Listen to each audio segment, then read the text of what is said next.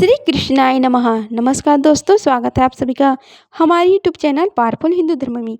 आज हम आप सभी को मार्गशीर्ष मास में श्रीमद् भागवत गीता में कथा अध्याय 4 का रसपान कराएंगे, जिसमें वर्णन है ज्ञान कर्म संन्यास योग। आइए कथा का रसपान कीजिए।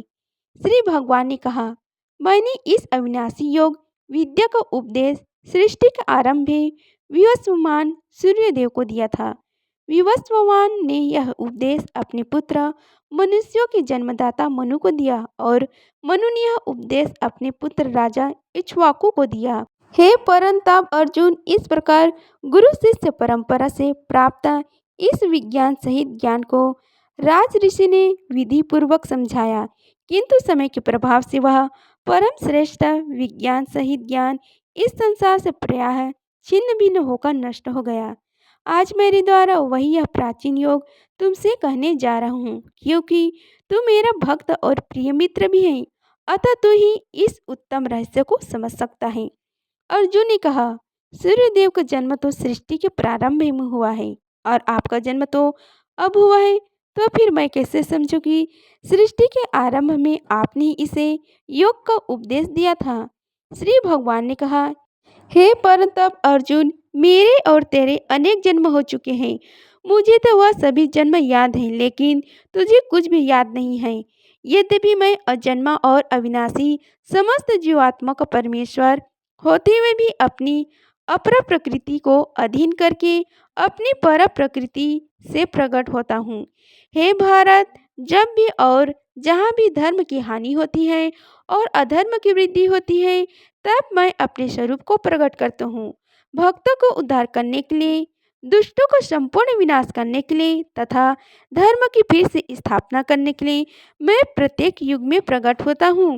हे अर्जुन, मेरे जन्म और कर्म दिव्य अलौकिक है।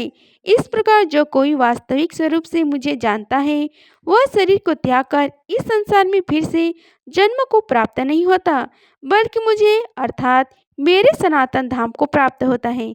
आसक्ति, भय तथा क्रोध से सर्वथा मुक्त होकर अन्योन्य भाव से मेरे शरणागत होकर बहुत से मनुष्य मेरे इस ज्ञान से पवित्र होकर तप द्वारा मुझे अपने भाव से मेरे भाव को प्राप्त कर चुके हैं।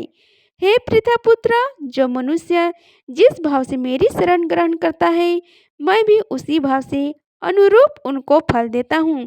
प्रत्येक मनुष्य सभी प्रकार से मेरी ही पथ का अनुगमन करती है। इस संसार में मनुष्य फल की इच्छा से यज्ञ करते हैं और फल की प्राप्ति के लिए वह देवताओं की पूजा करते हैं। उन मनुष्य को उन कर्मों का फल इसी संसार में निश्चित रूप से शीघ्र ही प्राप्त हो जाता है।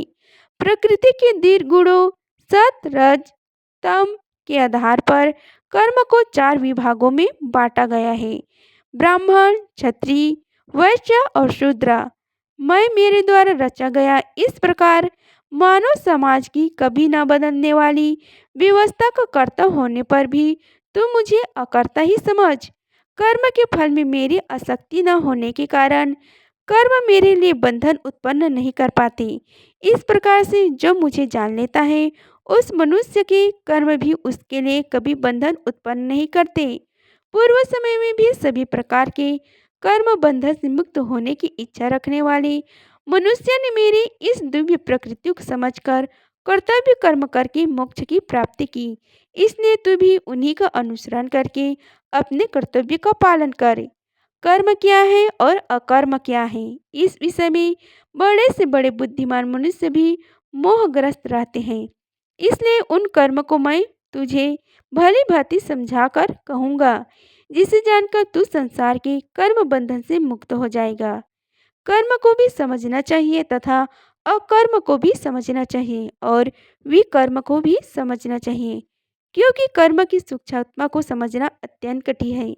जो मनुष्य कर्म में अकर्म को देखता है और जो मनुष्य अकर्म में कर्म को देखता है, वह मनुष्य में बुद्धिमान है और वह मनुष्य समस्त कर्मों को करते हुए भी संसारी कर्म फलों से मुक्त रहता है। जिस मनुष्य के निश्चय किए हुए सभी कार्य बिना फल की इच्छा के पूरी लग्न से संपन्न होते हैं तथा जिसके सभी कर्म ज्ञान रूपी अग्नि में भस्म हो गए हैं, बुद्धिमान लोग उस महापुरुष को पूर्ण ज्ञानी कहते हैं। जो मनुष्य अपने सभी कर्म फलों की आसक्ति का त्याग करके सदैव संतुष्ट तथा स्वतंत्र रहकर कार्यों में पूर्ण व्यस्त होते हुए भी वह मनुष्य निश्चित रूप से कुछ भी नहीं करता। जिस मनुष्य ने सभी प्रकार के कर्म फलों की आसक्ति और सभी प्रकार की संपत्ति के स्वामित्व का त्याग कर दिया है, ऐसे शुद्ध मन तथा स्थिर बुद्धि वाला केवल शरीर निर्वाह के लिए कर्म करता हुआ कभी पाप रूपी फलों को प्राप्त नहीं होता।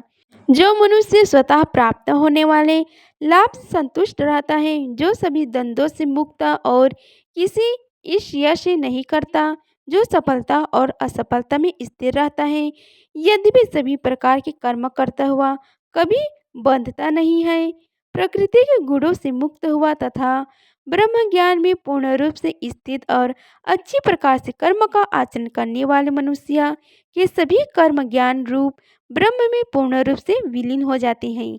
ब्रह्म ज्ञान में स्थित उस मुक्त पुरुष का समर्पण ब्रह्म होता है।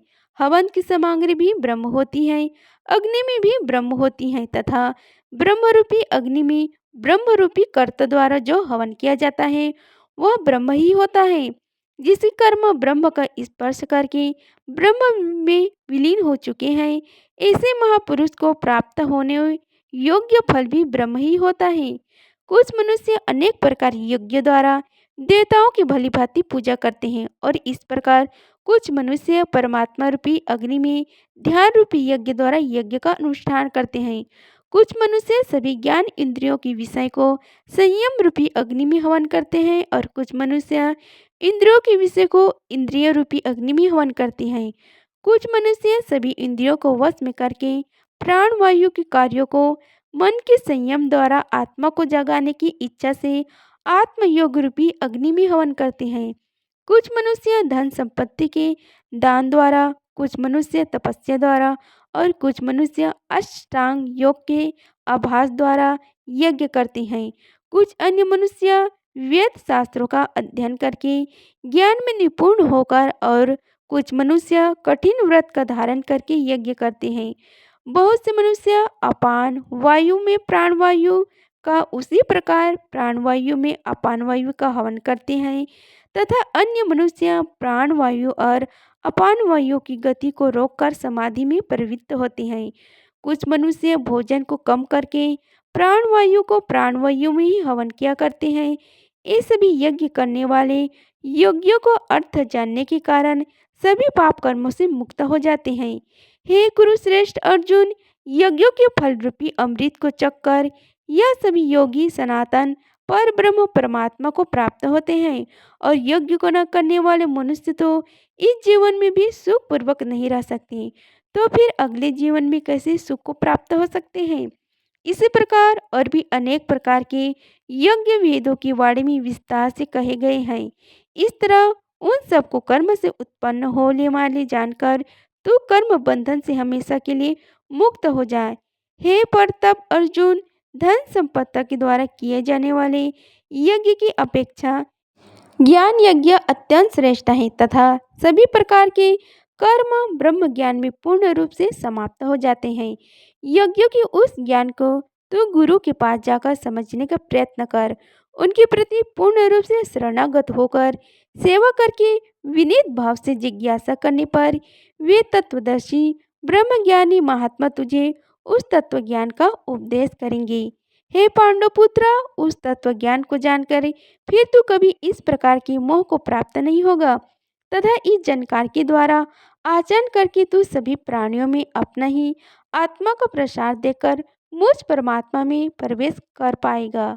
यदि तू सभी पापियों से भी अधिक पाप करने वाला है तो भी तू मेरी ज्ञान रूपी नौका द्वारा निश्चित रूप से सभी प्रकार के पापों से छूटकर संसार रूपी दुख के संसार को पार कर जाएगा। हे अर्जुन, जिस प्रकार अग्नि ईंधन को जलाकर भस्म कर देती है, उसी प्रकार यह ज्ञान रूपी अग्नि सभी सांसारिक कर्म फलों को जलाकर भस्म कर देती है।